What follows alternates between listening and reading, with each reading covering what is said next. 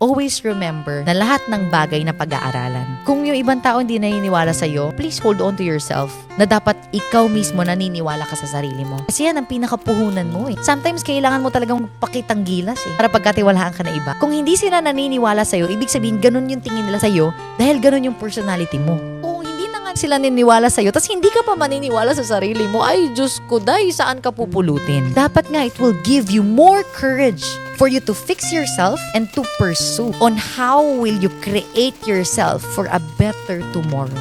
Yun ang mindset ko eh. Pag may taong hindi naniwala sa akin, hindi ko siya i-blame. Baka kasi yun talaga ako. Pero this time around, I will be more motivated. Yung pala yung tingin sa akin ng environment ko. OMG, I need to fix myself. Because if you think other way around, na ito yung tingin sa akin ng environment ko, ayoko na lang, kawawa naman ako. You will really not be able to fix yourself until when kanilang titignan na ganyan ka. Parang in all due respect to myself, I will fix myself. And I will prove, not to them, but to myself, para umayos naman yung image ko at kahit anong pasukan ko maniniwala sila sa akin.